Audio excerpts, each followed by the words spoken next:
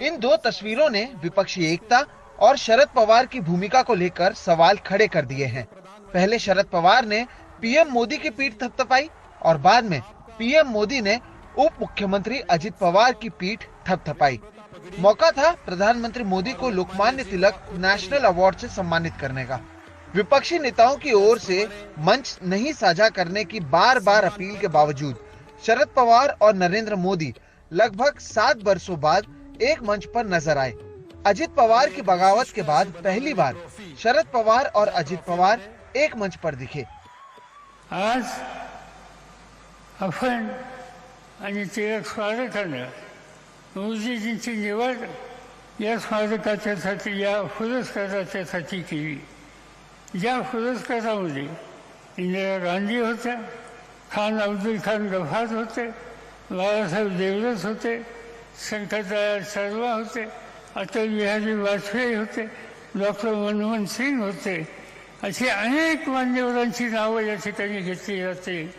आणि या मान्यवरांच्या यादीमध्ये पंक्तीमध्ये आज नरेंद्र मोदींच्या नावाचा सुद्धा या ठिकाणी सामावेश झाला, याचा आनंद आपल्या सगळ्यांना आहे। आज पुणे में आप सबके बीच मुझे जो सम्मान मिला है, ये मेरे जीवन का एक अविस्मरणीय अनुभव है। जो जगह, जो संस्था सीधे तिलक जी से जुड़ी रही हो, उसके द्वारा लोकमान्य तिलक नेशनल अवार्ड मिलना मेरे लिए सौभाग्य की बात है। विपक्षी नेताओं ने पीएम मोदी के पुणे पहुंचने से पहले आंदोलन किया, तो वहीं शिवसेना उद्धव बाळासाहेब ठाकरे के सांसद संजय राउत ने शरद पवार के मंच पर उपस्थित होने को लेकर शरद पवार और बीजेपी दोनों को घेरा। सामना के अपने संपादकीय में लिखा, महीने भर पहले पीएम मोदी ने ही शरद पवार की पार्टी पर भ्रष्टाचार के आरोप लगाए और उनकी पार्टी तोड़ दी। महाराष्ट्र की राजनीति को दलदल बनाकर छोड़ दिया। फिर भी शरद पवार पुणे में आज एक कार्यक्रम में उपस्थित रहकर मोदी की आव भगत करेंगे। ये कुछ लोगों को जंच नहीं रहा है। असल में तो लोगों के मन में अपने प्रति मौजूद आशंका को दूर करने का अच्छा अवसर इस कार्यक्रम से मुंह फेरकर शरद पवार साध सकते थे। अब शरद पवार का ऐसा कहना है कि 3 महीने पहले ही हमें उनके इस कार्यक्रम का निमंत्रण दिए जाने के कारण मुझे उपस्थित रहना होगा, लेकिन पुणे आने से पहले मोदी ने उनके इस विशेष निमंत्रक की पार्टी तोड़कर भाजपा में समाहित कर लिया था। इसके दौर पर शरद पवार अनुपस्थित रहे होते तो उनके नेतृत्व हिम्मत की दाद सह्याद्री ने दी होती। शरद पवार साहब का दावा है कि 3 महीने पहले मैंने खुद प्रधानमंत्री को न्योता दिया था इस कार्यक्रम का, तो अगर मैं वहां हाजिर नहीं रहूं तो ठीक नहीं दिखता। प्रधानमंत्री जी का एक प्रोटोकॉल होता है, निमंत्रक ही हाजिर नहीं है।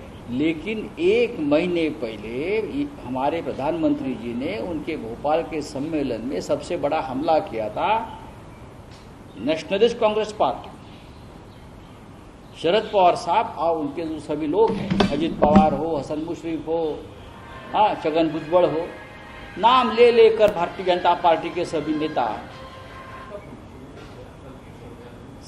का ऊपर ये आरोप किए थे। 70,000 करोड़ 80,000 करोड़ भ्रष्टाचार। प्रधानमंत्री का भाषण होने के बाद 2 दिन में सभी भ्रष्टाचारी लोग उनके पार्टी में चले आए। कहाँ गया भ्रष्टाचार के खिलाफ आपका नारा सर? और आज वो सभी नेता एक तो आपके मंच पर है या आपके सामने बैठे हुए हैं। पार्टी में बगावत करने के बाद पिछले 1 महीने में अजित पवार ने 3 बार शरद पवार से मुलाकात की। इस मुलाकात को लेकर जहां शरद पवार की ओर से कुछ नहीं कहा गया, तो वहीं एनसीपी के कई विधायक शरद पवार की इसी भूमिका को लेकर शंका में हैं, जिसकी वजह से ज्यादातर एनसीपी विधायक महाराष्ट्र के मॉनसून सत्र में नहीं आ रहे हैं।